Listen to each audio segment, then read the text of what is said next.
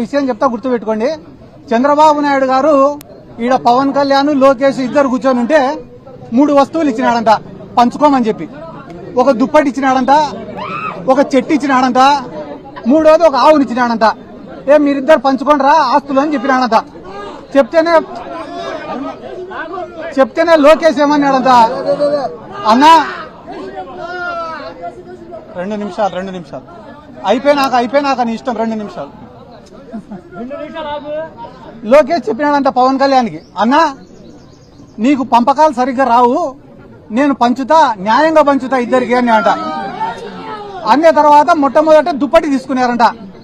దుప్పటి తీసుకుంటే నారా లోకేష్ ఏం చెప్పాడంట, అన్నా న్యాయంగా పంచుకుందామన్నా ఈ దుప్పటి, దీన్ని పొద్దునంతా నువ్వు వాడుకో, రాత్రి అయితే నేను వాడుకుంటా అని అంట.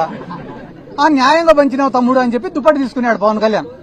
తీసుకున్న తర్వాత పొద్దున ఎండకు దాన్ని కప్పుకోలేకున్నాడంట, వేడి అయిపోతేనే సాయంత్రం అయితేనే లోకేష్కి ఇచ్చినాడు. పాపం లోకేష్ తెలివైనాడు కదా, చలికి బాగా కప్పుకొని పండుకున్నాడు. అంటే దుప్పటి లోకేష్కి ఉపయోగపడింది, చంద్రబాబుకు ఉపయోగపడలే. అయిపోయిన తర్వాత పవన్ కళ్యాణ్కి ఉపయోగపడలే. అయిపోయిన తర్వాత ఇద్దరు చెట్టుకాడికి పోయినారు. చెట్టుకాడికి పోతే మళ్ళా లోకేష్ వచ్చి, అన్నా ఇది కూడా న్యాయంగా పంచుతానా, నేను అధర్మం పాటించాను అని చెప్పి, చెట్టు పై భాగం అంతా నేను తీసుకుంటా, కింది భాగం అంతా నువ్వు తీసుకొని నాన్న అంట. అంటే చెట్టుకు నీళ్లు పోసేదంతా పవన్ కళ్యాణ్, వచ్చిన పండ్లు తినేదంతా లోకేష్. అయిపోయిన తర్వాత మళ్ళా మూడోది ఆవు కాడికి పోయినారట. పోయి, అన్న ఇది కూడా నేను న్యాయంగా పంచుతానా, ఆవుకు ముందు భాగం అంతా నువ్వు తీసుకో, వెనక భాగం అంతా నేను తీసుకుంటా అని అంట.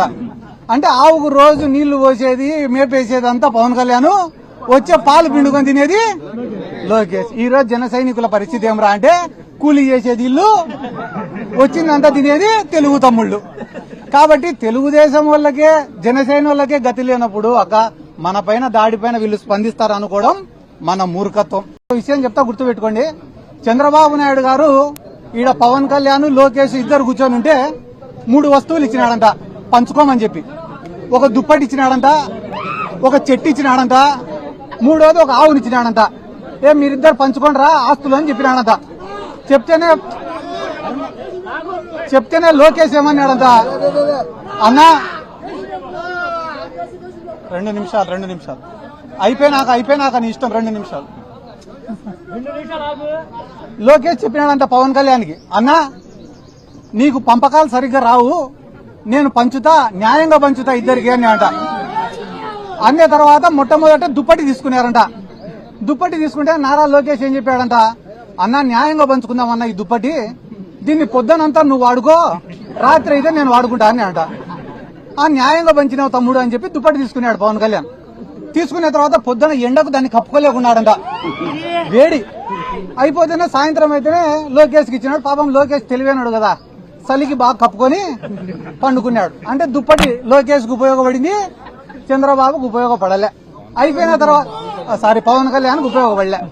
అయిపోయిన తర్వాత ఇద్దరు చెట్టుకాడికి పోయినారు.